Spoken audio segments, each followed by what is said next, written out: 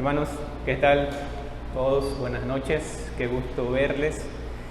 Por favor, acompáñenme con sus Biblias al libro de Hechos, capítulo 11, versículo 18. El día de hoy vamos a continuar con la serie de predicaciones que ya iniciamos hace algunas semanas, que son en base a la Confesión de Londres. Hechos 11, versículo 18.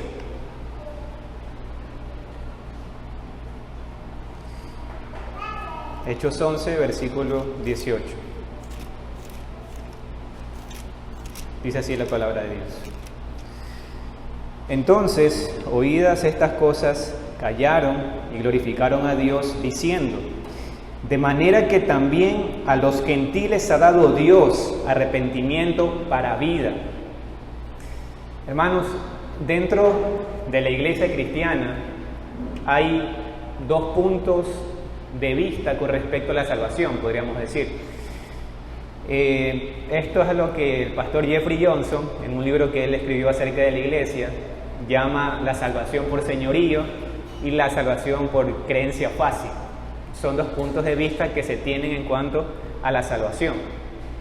La creencia fácil puede resumirse de una manera de que el arrepentimiento, se tiene una idea de que el arrepentimiento no es necesario para la salvación, la creencia fácil.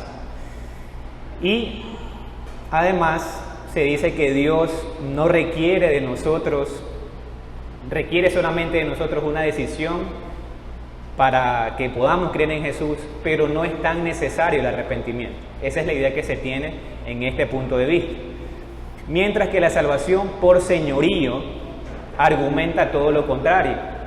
Esta visión nos dice que sin un arrepentimiento genuino no hay salvación, puesto que el arrepentimiento es una evidencia de nuestro sometimiento al señorío y gobierno del Señor Jesucristo. La salvación de señorío, sin duda, es la visión correcta. La salvación por señorío es la visión correcta. Pues, hermanos, debemos ser claros y debemos decir que la salvación es solamente para aquellos que saben que están perdidos. Si el hombre no se da cuenta que es pecador, obviamente no verá su necesidad de un Salvador. Necesariamente debemos darnos cuenta que somos pecadores, que somos incapaces de justificarnos nosotros mismos delante de Dios. Necesariamente tiene que haber esa conciencia dentro de nosotros, porque por nuestra propia justicia es imposible que podamos ser justificados delante de Dios.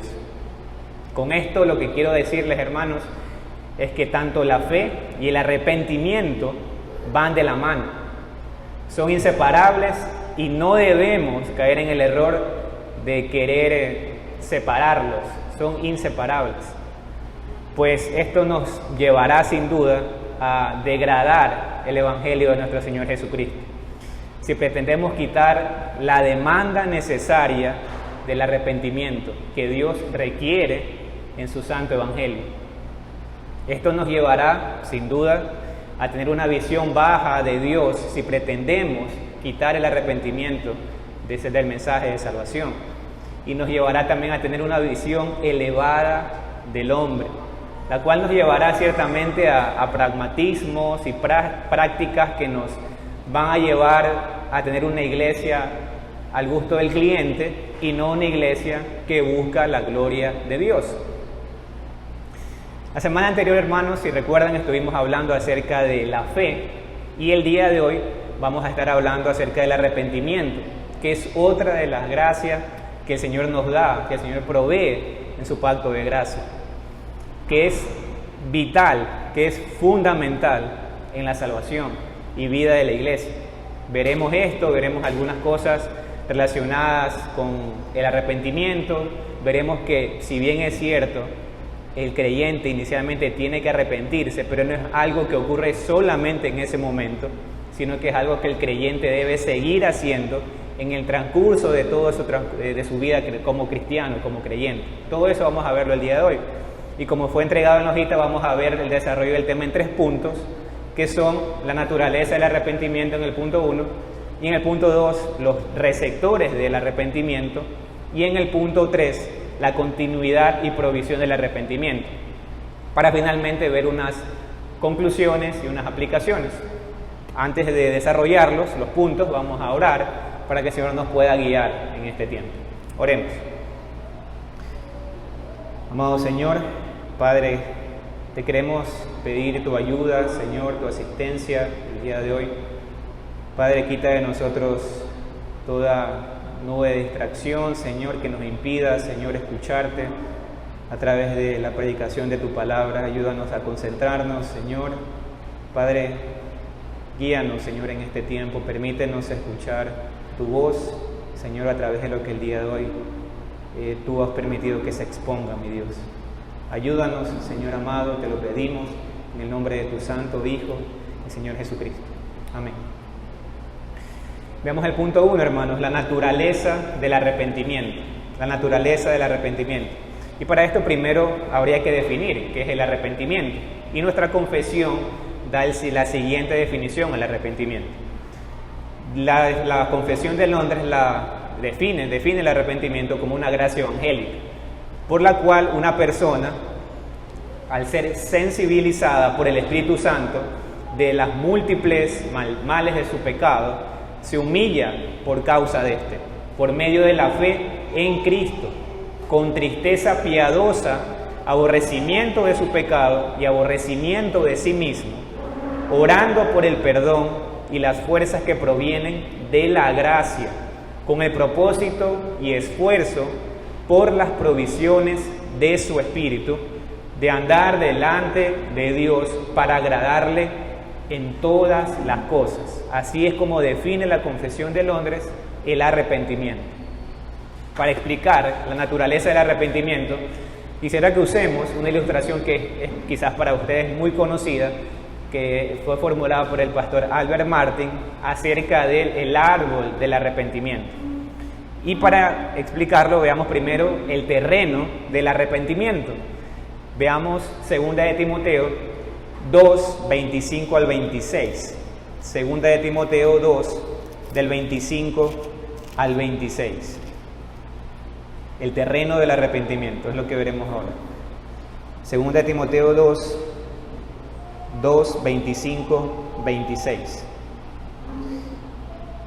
Que con mansedumbre corrija a los que se oponen, porque quizá Dios les conceda que se arrepientan para conocer la verdad y escapen del lazo del diablo y que están cautivos a voluntad de él. Cuando decíamos, hermanos, que el arrepentimiento es una gracia, queremos decir que es un don de Dios. Eso es algo básico que la Biblia claramente lo expone. Y esto, hermanos, es el suelo sobre el que crece el árbol del arrepentimiento, la gracia soberana de Dios. La gracia soberana de Dios es el suelo sobre el cual crece este árbol del arrepentimiento. Porque nosotros, hermanos, no tenemos en nuestra condición natural la capacidad de arrepentirnos, a menos que se nos conceda por Dios mismo. Entonces, el árbol del arrepentimiento solo puede crecer en un corazón preparado por la gracia soberana y salvadora de Dios. Y esto es lo que se trata de resaltar también, hermanos, en el versículo que leímos. Es que aquí el arrepentimiento es una concesión divina. Y es lo que dice el versículo que leímos, que es una concesión divina. Por eso es que Lucas también, en el versículo que leímos al inicio, decía: de manera que también a los gentiles ha dado Dios el arrepentimiento para vida. Ha dado Dios, o sea, Dios lo da claramente. Lucas dice, Dios lo ha dado. Entonces, es evidente que viene solamente de Dios y que no procede de ningún hombre, ni está en ningún hombre el ganárselo. Por lo tanto, el árbol del arrepentimiento jamás crecerá en el suelo natural del corazón humano. Jamás crecerá en el suelo del corazón humano, natural.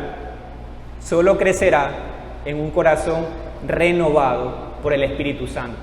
Solo en un corazón renovado por el Espíritu Santo.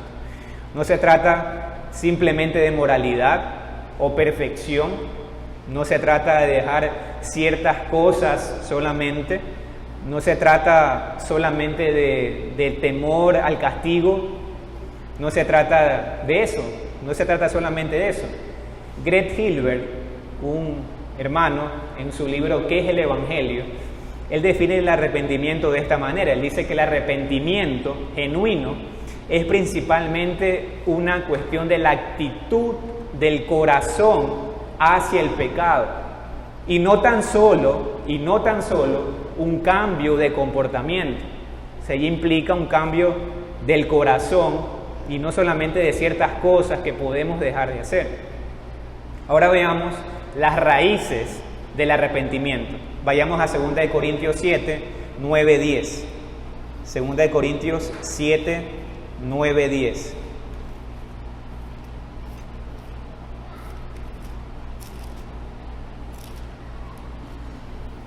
Segunda de Corintios 7, 9, 10.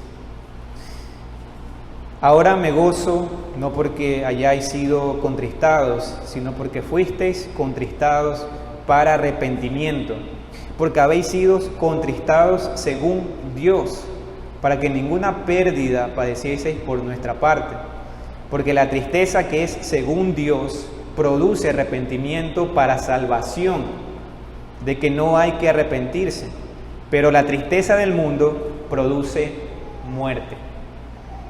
Y así como las raíces, hermanos, alimentan al árbol, aquí tenemos dos aspectos que nutren el arrepentimiento y son un verdadero sentimiento del pecado y comprender también la misericordia de Dios en Cristo. Un verdadero sentimiento acerca del pecado, comprensión acerca de qué es el pecado y comprender a su vez también la misericordia de Dios en el Señor Jesucristo. Sin estos dos aspectos, hermanos, es imposible que exista un arrepentimiento genuino, pues crean profundas convicciones, estas dos cosas que hemos mencionado, que llevan al arrepentimiento verdadero. Estas son las raíces del arrepentimiento. El salmista, por ejemplo, decía en el Salmo 131 al 2, decía: de lo profundo, oh Jehová, a ti clamo, Señor, oye mi voz, estén atentos tus oídos a la voz de mi súplica. Esta oración ciertamente expresa una condición desesperada y de gran necesidad. Hay una súplica y ruegos evidentes por la gracia y por la salvación de Dios, ocasionado por un verdadero sentimiento por el pecado, de su pecado, un conocimiento de su pecado. Pero el Salmo también continúa y el salmista dice en el versículo 3 y 4, Salmo 130, Dios, si mirares a los pecados, ¿quién, oh Señor, podrá mantenerse? Pero en ti hay perdón para que seas reverenciado. Después de clamar a Dios, el salmista de una manera desesperada, vemos también como él sabe que solamente en Dios puede encontrar el perdón que necesita su alma. Y es por eso que también clama a Dios, y es por eso que se humilla delante de Dios.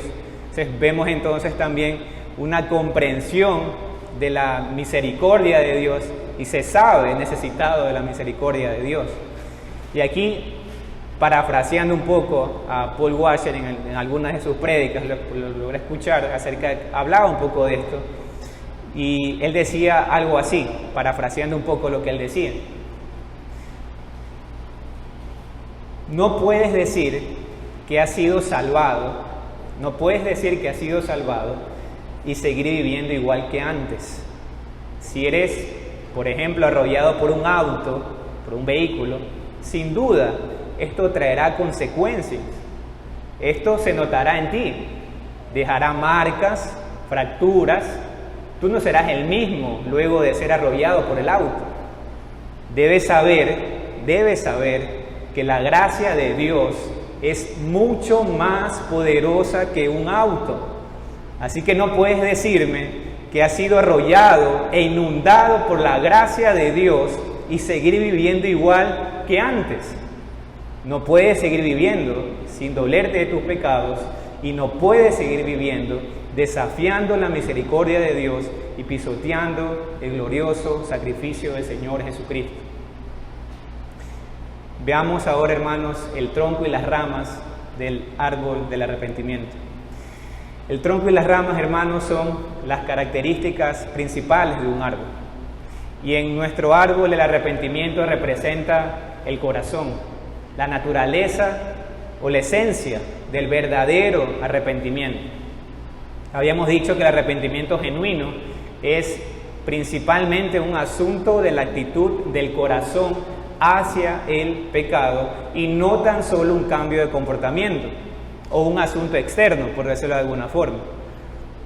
Y ojo acá, no negamos para nada que el arrepentimiento verdadero da evidencias externas, no estamos negando eso.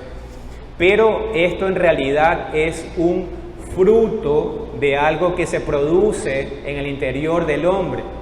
Esta acción interna, hermanos, de la que hemos estado hablando y llamamos arrepentimiento, claramente debe evidenciar cambios en la voluntad, sentimientos y emociones del hombre. Por ejemplo, antes anhelaba, deseaba que llegue el día domingo para tener un día libre, para descansar solamente, para hacer lo que yo quiera hacer. Pero ahora el Hijo de Dios anhela que llegue el día domingo porque sabe que se va a encontrar con su Señor, porque sabe que se va a deleitar delante de su presencia. A ese cambio es al que me estoy refiriendo, por ejemplo. Hermanos, nuestras obras, todo lo que nosotros tengamos, todo lo que podamos hacer, póngale membreta que usted desee, tenga la apariencia que tenga, ninguna de estas cosas es arrepentimiento o frutos del arrepentimiento si no proceden de un cambio de la actitud del corazón sobre Dios. Es necesario que sea así. Si no existe ese cambio, si no existe ese cambio en nuestro corazón y solamente hay cosas externas que han cambiado, tendríamos que decir, sin lugar a equivocarnos, que no hay en ese sentido un verdadero arrepentimiento, porque va mucho más allá. Se trata de una actitud del corazón, de un cambio de la forma de pensar acerca de Dios, de la forma de pensar acerca del pecado y de mi necesidad y de mi urgencia de tener a Cristo como mi Salvador. Entonces debemos odiar ciertamente y rechazar con dolor nuestras acciones pasadas realizadas por el viejo hombre. El cambio que debe existir en nosotros no solo es un cambio de la mente, no es solo un cambio de la mente, no es solo un asunto intelectual, que sea algo más de Cristo, no.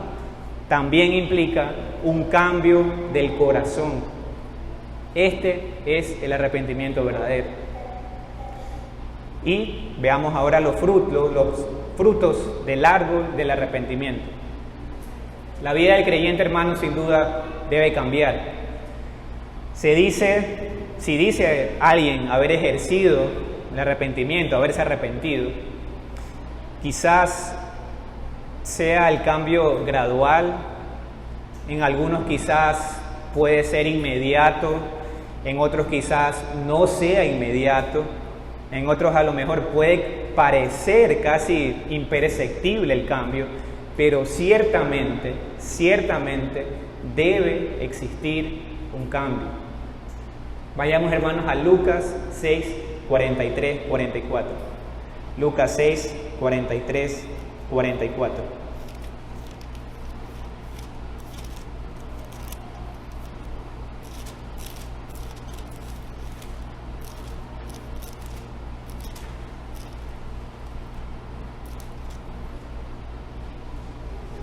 Lucas 6, 43, 44. No es buen árbol el que da malos frutos, ni árbol malo el que da buen fruto, porque cada árbol se conoce por su fruto. pues no se cosechan higos de los espinos, ni de las zarzas se vendimian uvas. Ahora veamos también Gálatas 5, del 22 al 23. Gálatas 5, del 22 al 23.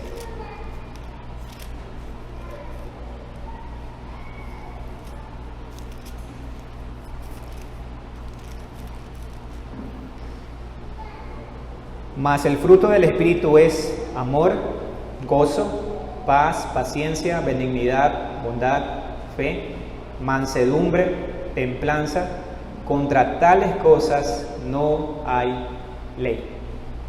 Cuando Dios, hermanos, nos da vida nueva en Cristo, y esta es manifestada por un arrepentimiento verdadero, bíblico, hay un fruto, hay obras dignas de arrepentimiento.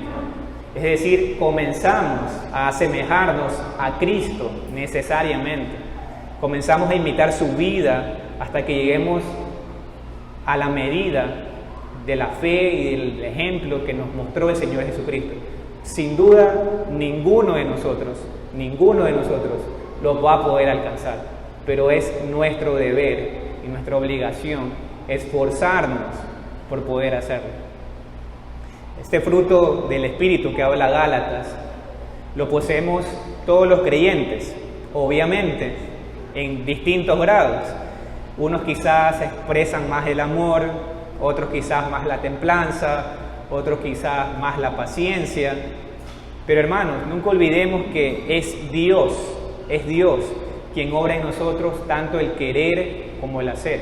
Y por tanto, cuando queramos también gloriarnos de nuestras obras, que es muy común en los hombres, o que éstas quizás sirvan de un medio para poder ser aprobados delante de Dios, miremos a Cristo, porque Él es el verdadero autor y consumador de nuestra salvación, de nuestra fe. Vamos al punto 2 ahora, hermanos, los receptores del arrepentimiento. Los receptores del arrepentimiento. Punto 2. De todo lo dicho, hermanos, debe quedar claro que es Dios el que da el arrepentimiento. Como hemos dicho, es una gracia, es un don de Dios que da a sus hijos. El pueblo de Dios es el receptor de la gracia del arrepentimiento. El arrepentimiento, al igual que la fe, es un don de Dios y es la obra del Espíritu Santo en el corazón de los elegidos, de la iglesia. Veamos, hermanos, Tito 3:3. Tito 3:3. Tito 3:3. Porque nosotros también éramos en otro tiempo, insensatos, rebeldes, extraviados, esclavos de concupiscencias y deleites diversos, viviendo en malicia y envidia, aborrecibles y aborreciéndonos unos a otros. Hermanos, me gustaría hablar del arrepentimiento desde dos perspectivas en este punto. Una podríamos llamarla el arrepentimiento desde una perspectiva ordinaria y el arrepentimiento de una perspectiva extraordinaria.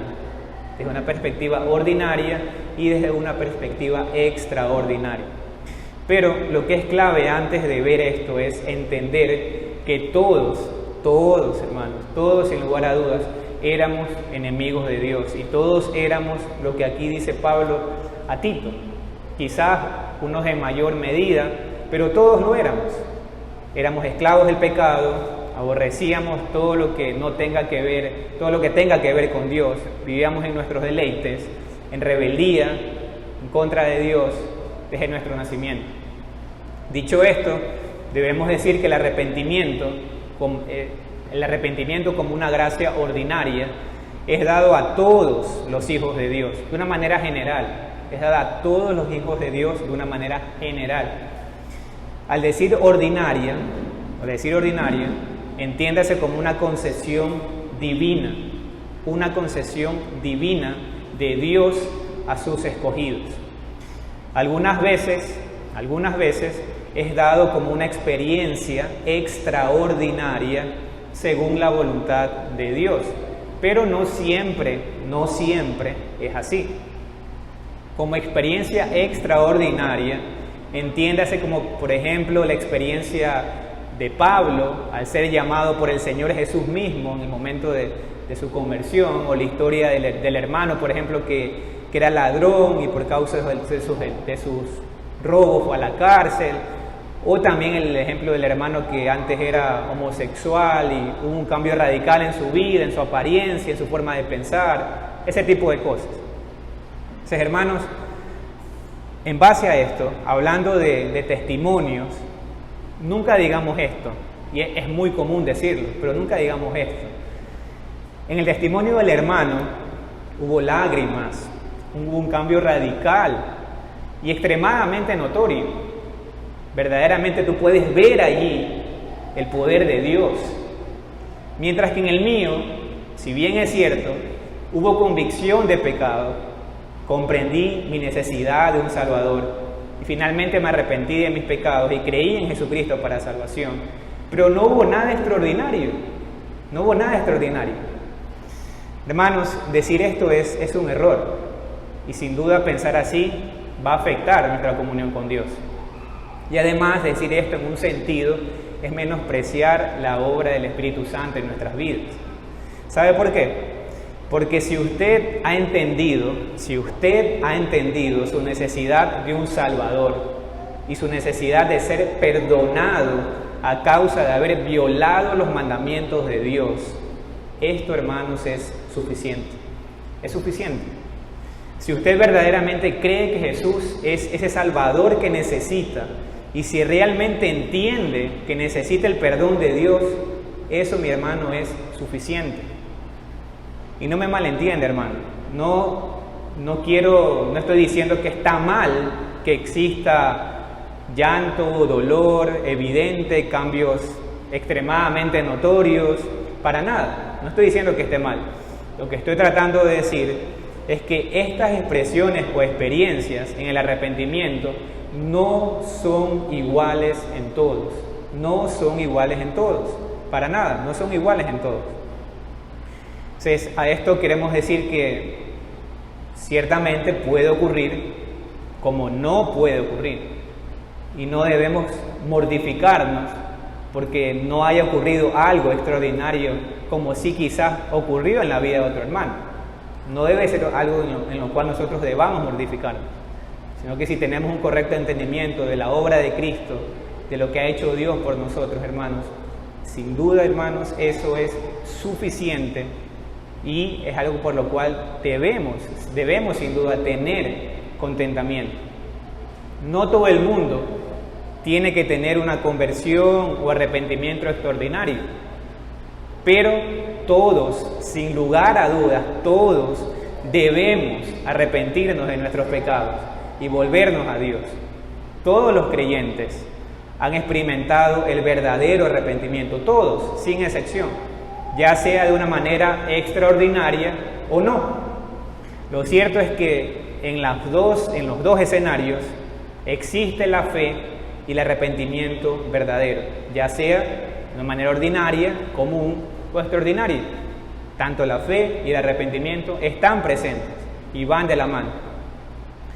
Hermanos, al ser nosotros, los hijos de Dios, los receptores de la gracia, y por la infinita misericordia de Dios, en Él, Dios, en el pacto de gracia, en el que el pueblo de Dios ha sido colocado, Dios ha dispuesto misericordiosamente que los creyentes que pequen y caigan sean renovados mediante el arrepentimiento para salvación.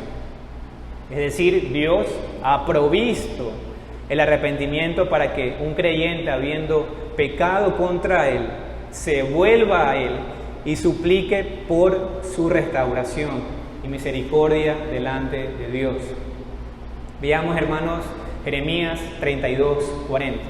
Jeremías 32:40. Jeremías 32:40.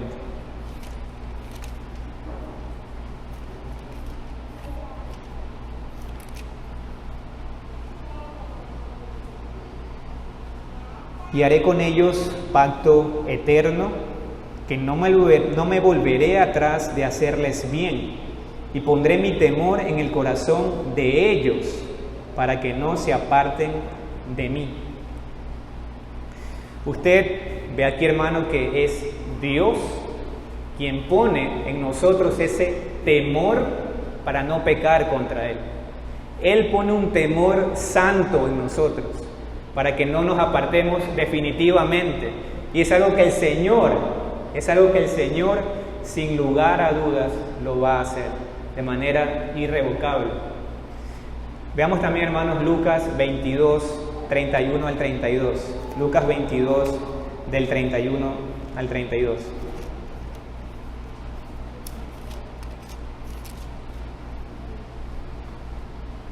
Lucas 22, del 31 al 32.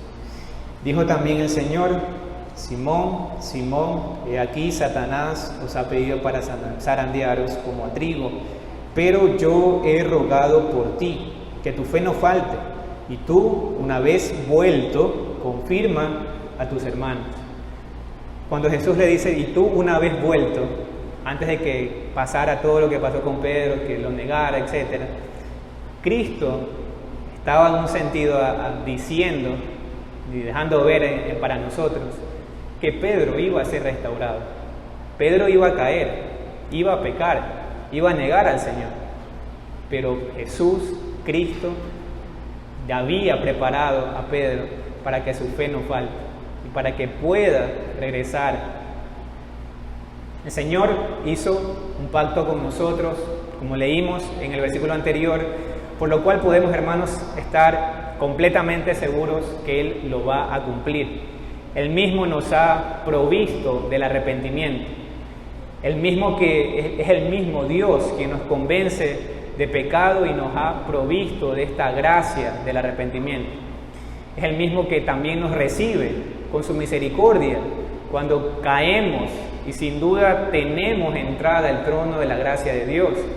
Y encontramos ciertamente auxilio, encontramos restauración y nuestras débiles almas van a ser sin lugar a dudas socorridas y vamos a hallar en nuestro Dios gracia y misericordia delante de Él. Primera de Juan 1:9 dice: si confesamos nuestros pecados, Él es fiel y justo para perdonar nuestros pecados y limpiarnos de toda maldad. Y esto, hermanos, sin importar lo grande o pequeña que sea nuestro pecado, sin importar lo grande o pequeño que sea nuestro pecado. Es necesario indicar que aquellos pecados que cometen aquellos que han recibido la gracia de la salvación, para nada tienen el mismo peso que aquellos que se cometen en nuestra época de ignorancia, en la que no teníamos una idea correcta de Cristo, de Dios, y ofendíamos abiertamente a Dios. Ahora tenemos un Padre, ahora los pecados sin duda nos duelen más ya como creyentes, nos sentimos atormentados cuando llevamos un montón de ellos encima y creemos que son, por ignorancia, creemos que son demasiado grandes como para que Dios nos pueda perdonar. Pero aún, hermanos, aún en esas situaciones debemos dar gracias a Dios, porque no nos ha abandonado y aún nos hace en un sentido estar conscientes de la gravedad de nuestras faltas. Por supuesto que nada de esto está bien, es decir, llevar todos nuestros pecados encima sin confesarlos, porque debería ser todo lo contrario. Mucho más deberíamos buscar a Dios, mucho más deberíamos buscar todos esos medios de gracia que el Señor nos ha provisto y nos ha revelado por medio de su palabra. No debemos ciertamente acumular pecados no confesados. Jamás pensemos que son demasiado grandes para que Dios no pueda perdonarnos. Debemos ciertamente salir de esa condición y la única forma de salir es confesando nuestros pecados y arrepintiéndonos. La sangre de Cristo es, hermanos, suficiente para esta obra y abarca todos nuestros pecados, pasados, presentes, futuros. Y conocer, hermanos, y entender que la sangre de Cristo nos limpia de todo pecado, sin duda, para el creyente debe ser un enorme descanso y alivio para nuestras almas. Veamos el punto 3, la continuidad y provisión del arrepentimiento. la continuidad y provisión del arrepentimiento. En cuanto a la continuidad, puesto que el arrepentimiento, hermanos, debe continuar a lo largo de toda nuestra vida, a causa del cuerpo de muerte y sus pasiones, por tanto es el deber de todo hombre arrepentirse específicamente de todos sus pecados. El arrepentimiento, hermanos, no es un acto, algo que hacemos por una única vez. Más bien, toda nuestra vida debe ser una vida de continuo arrepentimiento del pecado y volvernos hacia Dios. Toda nuestra vida. Esto significa que el arrepentimiento debe continuar a lo largo de nuestra vida. Un predicador decía que la prueba de que verdaderamente te has arrepentido, es que hasta el día de hoy te sigues arrepintiendo. Y esta es una evidencia clara de una vida que ha sido verdaderamente renovada por el Espíritu de Dios. Por tanto, es nuestro deber arrepentirnos y pedir perdón a Dios por nuestros pecados. Al confesar nuestros pecados a Dios, al mismo tiempo nos comprometemos también a no volver a cometerlos. En eso consiste el arrepentimiento. Si el Señor, por su palabra, nos convence que estamos haciendo mal, que estamos pecando, es nuestra responsabilidad hacer lo necesario para poner en práctica lo ordenado por Dios. Veamos, hermanos, Gálatas 5, 16, 17. Gálatas 5, 16, 17.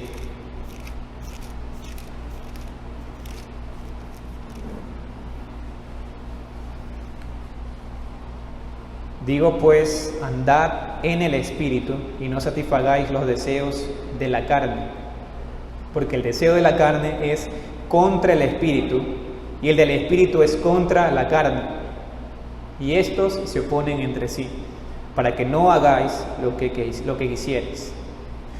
Los creyentes, hermanos, tenemos el Espíritu Santo como guía divino y permanente, y éste mora dentro de nosotros. Todo lo que un creyente necesita para vivir una vida santa, de acuerdo a la voluntad de Dios, es el Espíritu Santo, quien nos es dado en el mismo momento en el que creemos. Somos bautizados también y somos llenos del Espíritu Santo. La vida que anda en el Espíritu es una vida que se moldea cada vez más al ejemplo y a las enseñanzas de nuestro Señor Jesucristo.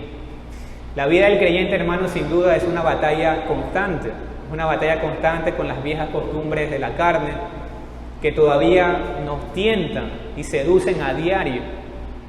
A diario debemos luchar por honrar siempre a Dios antes que a nuestros propios deseos, antes que a nuestras propias pasiones y antes que a mis deleites y pecados. Veamos Gálatas 5, 19, 21, hermanos. Gálatas 5, 19, 21.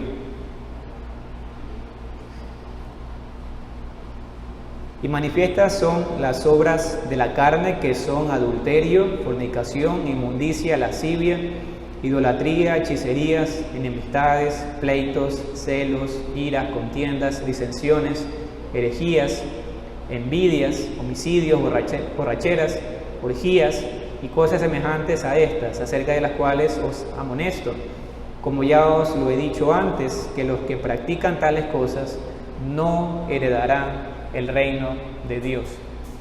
Pablo aquí, hermanos, claramente dice que un cristiano no practica y no vive en el pecado. El cristiano ha renunciado al pecado, ya no nos gobierna. Ahora tenemos una nueva naturaleza, porque si decimos que tenemos comunión con Dios, si decimos que verdaderamente nos hemos arrepentido y a la vez, hermanos, andamos en tinieblas, mentimos y sin duda no estamos practicando la verdad. Arrepentirse del pecado, hermanos, no necesariamente quiere decir dejar de pecar de manera total. Y mal haríamos en decir eso. y pensarlo de esa manera. Y es que es tal como dice el apóstol Juan. Él decía, si decimos que no tenemos pecado, nos engañamos a nosotros mismos y la verdad no está en nosotros. El punto que se quiere tocar aquí es que vamos a pecar, pero el error está en practicar el pecado, en vivir en el pecado. Esa es la diferencia entre un creyente y alguien que no lo es. Que el no creyente practica y vive en el pecado. La confesión y renuncia del pecado es continua.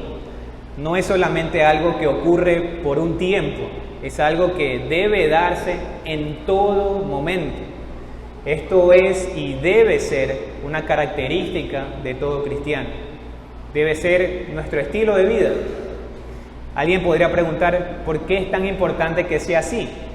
Y la respuesta es porque somos pecadores y mientras lo seamos, que ciertamente lo seremos mientras estemos en este mundo, debemos continuar arrepintiéndonos todos los días de nuestra vida.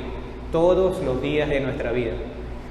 Además, siempre debemos de recordar que cuando pecamos, ya como creyentes, ya no nos enfrentamos con un Dios airado, todo lo contrario, nos encontramos con un Dios con el cual hemos sido ya reconciliados por Cristo y por lo tanto podemos encontrar perdón de nuestros pecados en Él.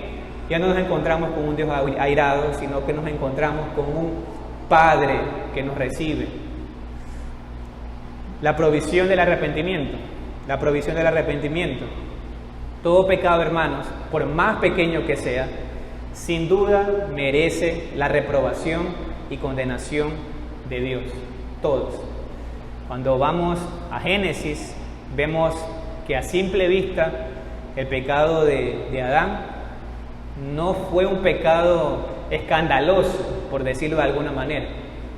Si lo comparamos con el pecado de Pedro o el pecado de David, por ejemplo, algunos incluso se burlan de que cómo es posible que Dios condene a la humanidad por un simple acto de comer una fruta. Pero debemos decir que fue tan condenable y tan grave que a raíz de ese solo pecado, insignificante entre comillas, por comer el fruto que Dios dijo que no comieran, todo esto fue la causa por la cual vino toda la condenación al mundo. Y de esta manera podemos entender la gravedad del pecado. Aun cuando a nuestros ojos pueda parecer no tan grave, para Dios sí lo es. Porque el pecado es el resultado de la desobediencia a Dios y de pasar por alto sus mandamientos. Primera de Juan 3:4 dice, todo aquel que comete pecado infringe la ley, pues el pecado es infracción de la ley. Primera de Juan 3:4. Quebrantar la ley de Dios, su ley moral, eso es el pecado, quebrantar la ley de Dios.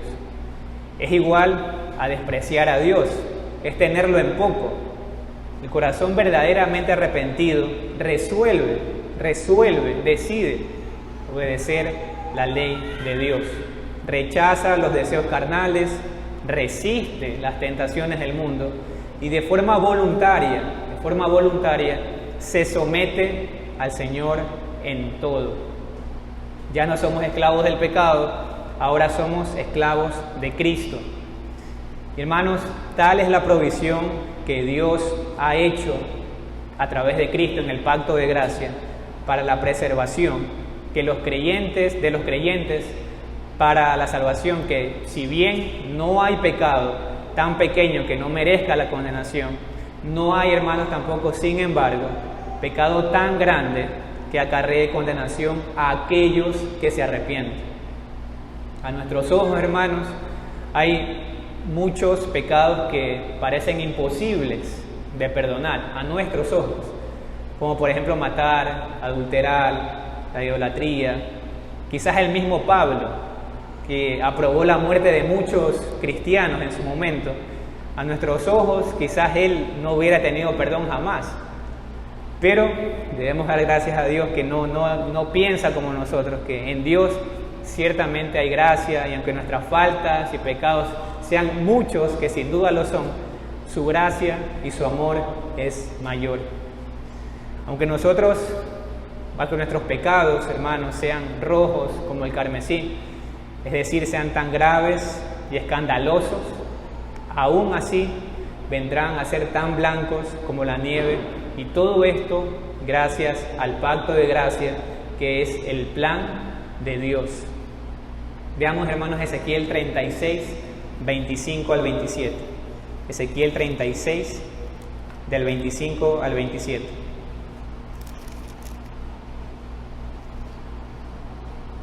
Ezequiel 36, del 25 al 27. Esparciré sobre vosotros agua limpia, y seréis limpiados de toda vuestra inmundicia, de todas vuestras inmundicias, y de todos vuestros ídolos os limpiaré. Os daré corazón nuevo, y pondré espíritu nuevo dentro de vosotros, y quitaré de vuestra carne el corazón de piedra, y os daré un corazón de carne.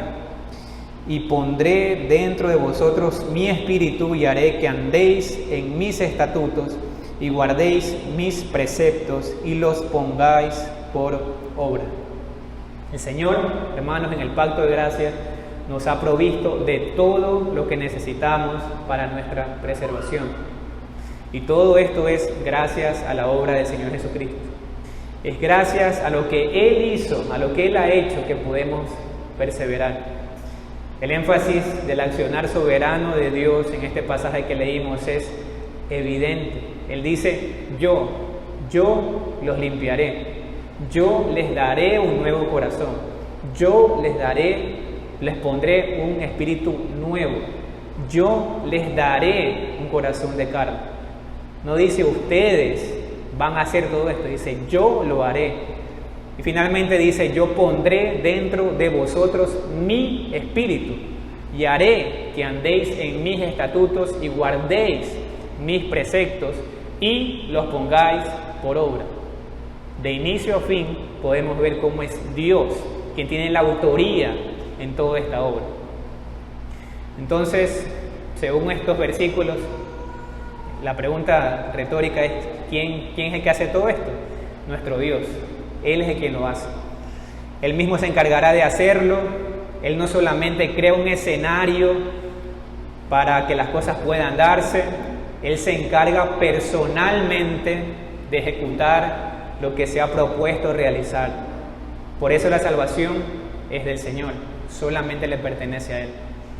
En Cristo, hermanos, hay suficiente perdón. Su obra expiatoria es suficiente para limpiarnos de todos nuestros pecados.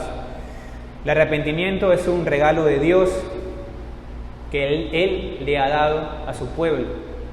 No solo al comienzo de nuestro caminar como creyentes, sino que Él provee la fe y el arrepentimiento a su pueblo todos los días, en cada momento, en cada etapa de nuestra vida. El arrepentimiento es necesario para nuestra preservación como creyentes, para nuestra perseverancia como creyentes. Dios nos ha dado el arrepentimiento para que seamos restaurados y tengamos una relación de amor con Él. Por eso decimos que cuando el creyente va a Dios en busca de perdón, ya no se encuentra con un Dios airado, sino que se encuentra con un Padre. Y ciertamente eso es una motivación, o debe ser una motivación, para que podamos acudir a Él en obediencia, humillados delante de Él, en busca de su perdón, en busca de su misericordia. Porque sabemos que tenemos un Padre que nos espera. Y ya casi para finalizar, hermanos, quisiera dar unas conclusiones de lo que hemos visto. Número 1, el arrepentimiento es una gracia evangélica, como hemos dicho, que es solo dada a los escogidos, a la iglesia, sin distinguir en edades. Número 2, el arrepentimiento puede ser más evidente en unos que en otros, pero sin duda debe reflejar una diferencia con el viejo hombre. Número 3, no hay nadie dentro del pueblo de Dios que no pueda caer en pecados que lo lleven a alejarse por un tiempo del camino del Señor, asimismo será Dios renovando su arrepentimiento y trayéndolo de vuelta. Si alguien verdaderamente se ha arrepentido, ese arrepentimiento se va a exteriorizar con un fruto evidente. Número 4, el arrepentimiento no es un acto que hacemos solo en un momento, es algo que lo hacemos todos los días de nuestra vida, lo seguimos experimentando todos los días de nuestra vida, desde nuestra conversión, durante todo nuestro caminar como creyentes. Número 5, no hay pecado pequeño o grande que no pueda ser perdonado si acudimos a Cristo en arrepentimiento y fe. El Señor ha prometido recibirnos si acudimos a Él. Él ha prometido restaurarnos, limpiarnos y hacernos sus hijos. Y finalmente, hermanos, quisiera dar algunas aplicaciones. Amigos y hermanos, hoy, precisamente en este domingo, el mundo celebra Navidad, una fecha donde recordamos el nacimiento del Señor Jesucristo. Según muchos historiadores, no es la fecha correcta, pero creo que es una buena oportunidad para recordar este acontecimiento tan importante y crucial en la humanidad. Jesucristo, que es el verdadero Hijo de Dios, y también Hijo de María, de la Virgen María, aquel que es completamente hombre y completamente Dios, estaba físicamente en un pueblito llamado Belén. Dios encarnado estaba con nosotros. Ese Dios con nosotros era tan real en ese momento, se hizo una realidad. Aquel prometido que se dijo en Génesis que pisaría la cabeza de la serpiente había llegado. Aquel libertador y rey que esperaban los judíos estaba en medio de ellos. Y todo esto era una expresión, hermanos, de uno de los más grandes misterios. Aquella luz verdadera que alumbra a todo hombre venía a este mundo. Aquel que es el Verbo y por quien todas las cosas fueron hechas. Aquel Verbo fue hecho carne y habitó en medio de nosotros. Y vimos su gloria como del unigénito del Padre, lleno de gracia y de verdad. Y es que Dios, nadie lo vio jamás, dice Juan, pero el unigénito Hijo, Jesucristo, que está en el seno del Padre, Él le ha dado a conocer. En un momento de la historia, hermanos y amigos, ocurrió su nacimiento de Cristo, hace ya más de 2000 años, aunque Él siempre ha existido, pues es Dios mismo. Y ese es el gran misterio. Hermanos, el nacimiento del Hijo de Dios nos comunica algo muy importante, y esto es que a causa de nuestros pecados, a causa de habernos rebelado contra Dios y de no haber hecho su voluntad, la segunda persona de la Trinidad tuvo que venir a este mundo en la carne. A causa de nuestro pecado y maldad era necesario un Salvador, un Redentor, y este es nuestro Señor Jesucristo, quien fue ofrecido una sola vez para llevar los pecados de su pueblo. Y es que ciertamente en ninguno, hermanos, en ningún otro hay salvación, porque solamente no hay otro nombre bajo el cielo dado a los hombres en el cual podamos ser salvos, y ese es el Señor Jesucristo. Él, hermanos, vivió una vida perfecta en obediencia a la ley de Dios, algo que se nos demandaba a nosotros y que jamás pudimos cumplir. Él vivió una dolorosa muerte, algo que jamás tuvo que experimentar, pues Él es todo santo y todo justo, pero lo hizo por nuestra causa. Pero asimismo venció la muerte, y ahora los creyentes podemos decir: ¿dónde está, oh muerte, tu aguijón? ¿Dónde, oh sepulcro, tu victoria? Gracias a Dios pudimos vencerla por medio de nuestro Señor Jesucristo. Pues así como Él resucitó, nosotros también lo haremos.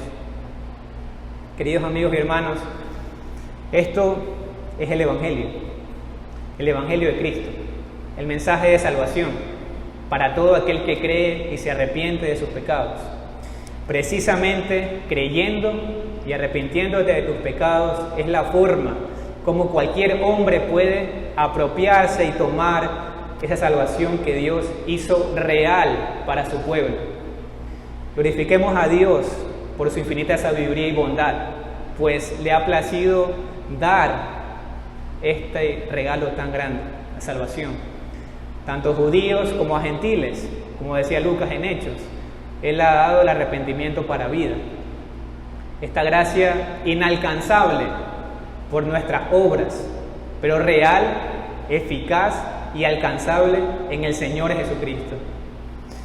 Amigo, abandona la idea que puedes agradar a Dios a tu manera, porque cuando haces eso, te estás creando un Dios a tu imaginación. Y solo te servirá para calmar tu conciencia de una manera momentánea.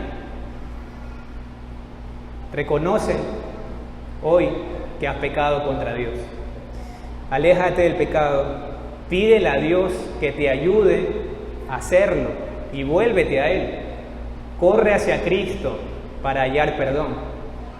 Mira a Cristo con fe y cree que Él puede salvarte, porque verdaderamente y de manera eficaz puede salvarte y perdonar todos tus pecados si te arrepientes y crees el mensaje del Evangelio. Pues el Hijo del Hombre, nuestro Cristo, vino a buscar y salvar a los que estaban perdidos. Cristo dijo de sí mismo: el Espíritu de Dios está sobre mí, porque me ha ungido para anunciar el Evangelio a los pobres. Me ha enviado para proclamar libertad a los cautivos y la recuperación de la vista a los ciegos, para poner en libertad a los oprimidos y para anunciar a todos que este es el tiempo que Dios eligió para darnos salvación. Y a ti, mi querido hermano, no creas que el mensaje del Evangelio es necesario solo para nuestra conversión. Pues a causa de nuestro remanente de pecado, el mensaje del Evangelio aún es necesario para nosotros. Y lo será por el resto de nuestros días. Pues por el resto de nuestros días debemos vivir ciertamente en constante arrepentimiento y constante lucha. Y bendito sea Dios, pues Él mismo, Él es Dios mismo quien nos provee de esta gracia, quien nos da la fuerza para poder hacerlo. Prediquemos, hermanos, estas verdades, esta verdad del Evangelio de Cristo a nuestro propio corazón, ya sea en los momentos de debilidad o no. Sin duda nuestra fe será renovada, nuestro arrepentimiento será renovado, pues en el Evangelio encontramos misericordia, gracia, esperanza, consuelo y perdón de Dios. Por el mismo hecho de llamarnos evangélicos, eso nos dice en un sentido que nuestro mensaje central es el Evangelio de Cristo. El Evangelio no es un mensaje más, el Evangelio es el mensaje del pueblo de Dios. Y hermanos, un correcto entendimiento del Evangelio nos llevará a una mejor adoración a Dios, a una mejor vida de iglesia, una mejor relación con nuestro prójimo, ya sea en el trabajo, escuela, casa, donde estemos, donde quiera que estemos. La iglesia es un pueblo adquirido por Dios. ¿Pero para qué? ¿Con qué propósito? Para anunciar las virtudes de aquel que nos llamó de las tinieblas a su luz admirable. ¿Y qué es esto? El Evangelio del Señor Jesucristo. El Evangelio del Señor Jesucristo. Hermanos, se nos ha dado sin duda un tesoro, el cual no solo es para nosotros. Somos embajadores de Cristo en la tierra y por lo tanto nuestra tarea es llevar este mensaje de salvación. Es nuestro deber proclamarlo. Es nuestro deber proclamar que la ira de Dios está sobre todos los hombres, pero también proclamar la necesidad de que depositen su fe en Cristo para que puedan ser justificados delante de Dios. Y además que es necesario que se arrepientan de sus pecados, que se arrepientan de vivir en contra de la ley de Dios. Hermanos, este mensaje aún es necesario al día de hoy. La iglesia, hermanos, tiene el privilegio de llevar el mensaje de salvación. Veámoslo como eso, como un privilegio, porque por nuestro propio pecado, por nuestra forma de pensar errónea, podemos verlo como una carga, pero no lo es. Es un privilegio que el Señor nos ha dado. La iglesia lleva el mensaje, pero es la voz de Dios la que es escuchada. La iglesia lleva el mensaje, pero es el Espíritu Santo quien obra en el corazón de los hombres. La iglesia lleva el mensaje, pero es la palabra de Dios con el obrar del Espíritu de Dios quien puede salvar eficazmente a aquel que cree en el Señor Jesucristo y se arrepiente de sus pecados. Y hermanos, en todo esto, en toda esta gloriosa obra, como dice la doxología que cantamos comúnmente, al Rey de los siglos, inmortal, invisible y sabio Dios, sea honor y gloria por los siglos de los siglos. Amén. Señor, bendiga su palabra.